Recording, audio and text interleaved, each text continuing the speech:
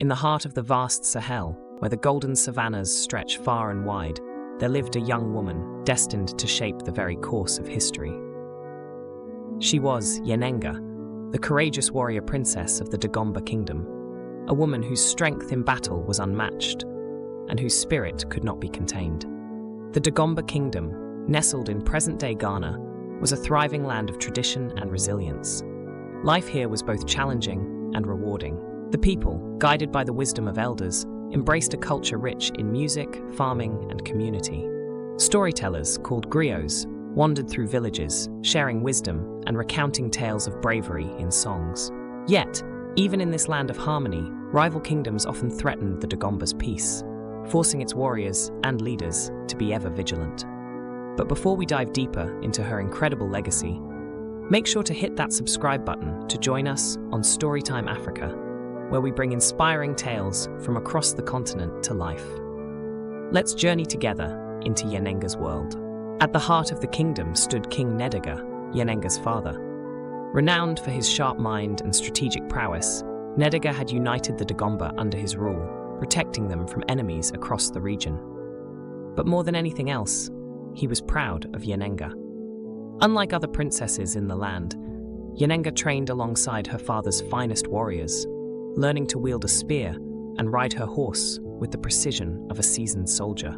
Her presence on the battlefield was awe-inspiring. Her war cries cut through the chaos like thunder over an open plain. But in her father's eyes, Yennenga was no longer a princess. She had become his most indispensable weapon in his campaign to defend the Dagomba. At the age of just 16, she led troops into battle, a figure of fearlessness atop her galloping horse. Stories tell of a day when a neighboring tribe attacked unexpectedly. When others faltered, Yennenga charged ahead, rallying her warriors and striking down the enemy leader herself. Yet, for all her victories, she longed for a life beyond war, a life where she could make her own choices. Yennenga, however, seemed blind to her desires. Focused on securing his kingdom, he dismissed her dreams of marriage and love, keeping her confined to military duties. Time and again, Yennenga pleaded, but her father's answer remained the same. She was too valuable to leave his side. But Yennenga was not a woman to wait idly for someone else to change her fate. One moonlit night, Yennenga made a decision that would alter history forever. With the help of a trusted servant, she disguised herself as a commoner and mounted her horse. Together, they rode deep into the wilderness, leaving behind the only life she had ever known. Days turned into weeks as Yennenga crossed rivers and meadows, her eyes set on a future she could call her own. It was during one of these arduous journeys that fate would guide her path. She encountered Riale, a kind-hearted elephant hunter with deep eyes that spoke of wisdom and compassion. Riale's world was simple but profound, a small village far removed from the politics and war of kingdoms. And despite their differences, something unspoken blossomed between them. Riale was mesmerized by Yennenga's strength and courage, and she admired his quiet resilience. As they spent days together, their bond deepened, revealing a love built on mutual respect and understanding. Riale saw her not as a warrior or a princess, but as a woman with dreams and a heart full of fire.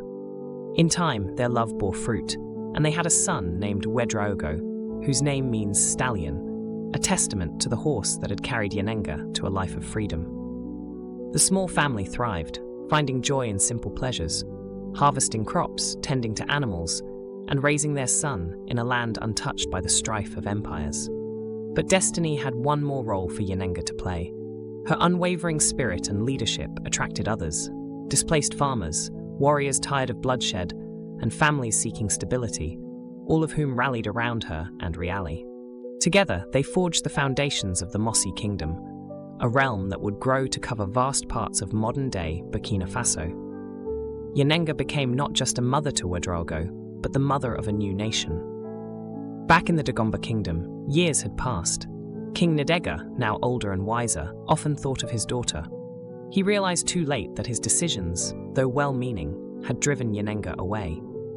When he learned of the Mossi Kingdom's rise and Yennenga's role in its creation, he was overcome with both pride and regret.